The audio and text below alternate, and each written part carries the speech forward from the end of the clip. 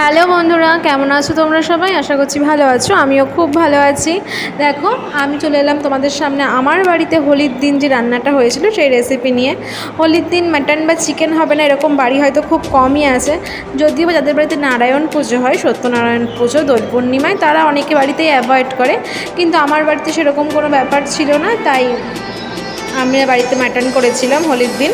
তো দেখো আমি কীভাবে মাটনটা রান্না করি সেটাই তোমাদের কাছে শেয়ার করতে এলাম। খুব সহজে, খুব তাড়াতাড়ি হয়ে যায়, আর আমি কড়াইতেই পুরো রান্নাটা করেছি। তো দেখো, প্রথমেই মাটনটা খুব ভালো করে ধুয়ে বেছে রেখে দিয়েছি, কারণ মাটন খুব ভালো করে ধুতে হয়, কারণ মাটনের গায়ে লোম লেগে থাকতে পারে।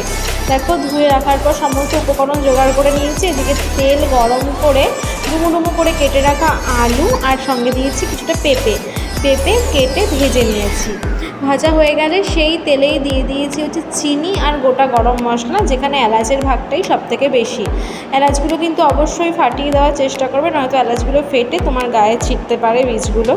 তো এলাচগুলো ফাটিয়ে ভালো করে ভাজা ভাজা হলে আমি এখানে 3টে বড় সাইজের পেঁয়াজ নিয়েছি, সেখানে 2খানা মতো পেঁয়াজ কুচি আমি প্রথমেই দিয়ে দিলাম।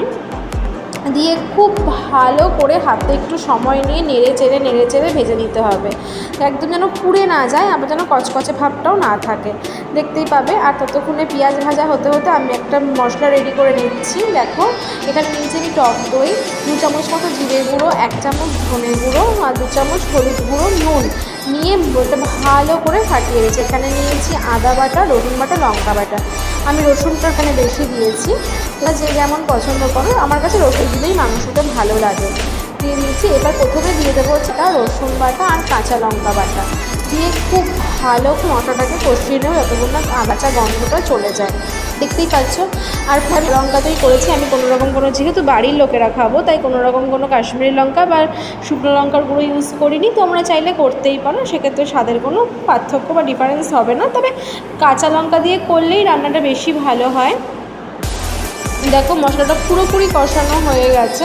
এখন আমি দিয়ে দেবো সেই ফাটিয়ে রাখা টক দইটা।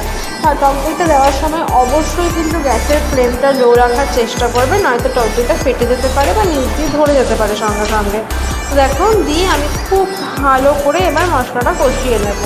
একটু বেশি সময় নিয়ে মশলাটা কষাবে, মশলা কষানোর ওপরেই কিন্তু রান্নাটার আসল টেস্ট নির্ভর করছে। দেখো, আমি অনেকক্ষণ প্রায় মিনিট 10 সময় নিয়ে মশলাটা একদম জল দিয়ে বারবার কষিয়ে নেওয়ার পর, এই যে যখন তেল আর মশলা একদিকে তেল একদিকে মশলা হয়ে যাবে, সেই সময় আমি অ্যাড করে রাখবো মাটনটা। আমি এখানে ওই 750 মতো মাংস নিয়েছি। আমি এখানে 750 মাংসতে কতটা পরিমাণে কী লাগবে সেইটাই তোমাদের কাছে শেয়ার করছি। দেখো, আমার মাংসটা আমি খুব ভালো করে মশলার সঙ্গে মিক্সড করে নেব। খুব ভালো করে মাংসটা দিয়েও মশলাটাকে এবার কষাতে হবে। দেখতেই পাচ্ছ, আমি ওই 20 মিনিট মতো সময় নিয়ে খুব ভালো করে ধরে মাংসটাকে কষিয়েছিলাম। এবার আমি দিয়ে দিলাম ওই যে দইটা বানিয়েছিলাম যে পাত্রটার মধ্যে, সেই পাত্র ধোয়া জলটা। কোনো কিছুই ফেলানো যায় না যদি ঠিকমতো করে ব্যবহার জানা থাকে। দেখো, জলটা দিয়ে দেওয়ার পর 2খানা কাঁচা পেঁয়াজ তো দিয়েই দিয়েছিলাম, এবার বাকি 1খানা পেঁয়াজ কুচিও দিয়ে দিলাম। দেখতেই পাচ্ছ, জল দিয়ে কষাতে মাংস দেবো কতটা জল ছেড়েছে। এবার আমি অনেকক্ষণ সময় নিয়ে, প্রায় আধ ঘন্টা মতো সময় নিয়ে আমি এই জলটাকে টানিয়ে নেব। আধ ঘন্টা লাগবে না, মিনিট 15 মধ্যেই টেনে যাবে। তো মিনিট 15 সময় নিয়ে জলটা দেখো একদম টেনে গেছে, একটু আর জল নেই। এমন সময় আমি এখানে আলু আর পেঁপে যেটা ভেজে রেখেছিলাম প্রথমে, সেটাকে দিয়ে দেবো।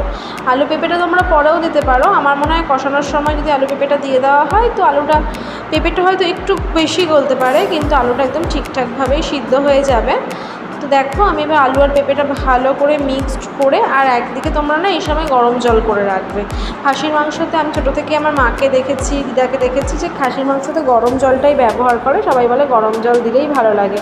দেখো, আমি খুব একটা টালটালে ঝোল করব না, একটু গ্রেভি করবো, যেহেতু আমরা ফ্রাইড রাইসের সঙ্গে খাবো। তোমরা যদি ভাত দিয়ে খাও তো একটু ঝোল করতেই পারো।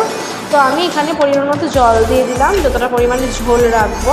ওই 1 বাটি মতো জল দিয়েছি, তো মানে 250 থেকে ওই 300-350 মতো জল দিয়েছি। জল দিয়ে যখন ফুটে উঠবে, এবার ভালো করে একটা ঢাকনা দিয়ে ওই আধ ঘন্টা 35 মিনিটের জন্য গ্যাসটাকে সিম করে আমি রেখে দেবো।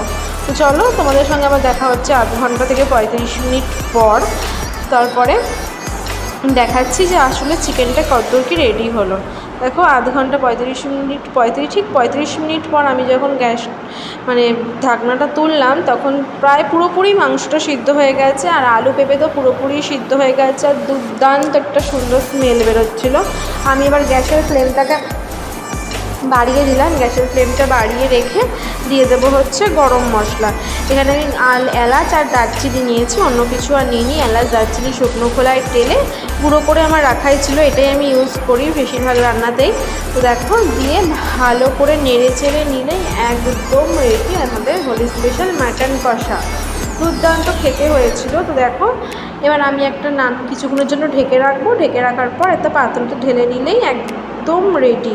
সবাই বাড়িতে খেয়ে খুব ভালো বলেছিল, খুব ভালো হয়েওছিল, স্মেলটা খুব সুন্দর বেরিয়েছিল। দেখতেই পাচ্ছ এই যে আমার মাটন কষা। আচ্ছা পুরো ভিডিওটা তো তোমরা দেখে এবার তোমরা বলো তো দেখি তোমাদের বাড়িতে হোলি স্পেশাল কী রান্না হয়েছিল, চিকেন না মাটন নাকি নিরামিষ? আমার বাড়িতে তো মটন হয়েছিল, সেটা তোমাদেরকে দেখিয়েই দিলাম। তো চলো আজকের মতো ভিডিও এই পর্যন্তই। কেমন লাগলো অবশ্যই কমেন্ট করে জানিও, ভালো লাগলে একটু লাইক করো, শেয়ার করো।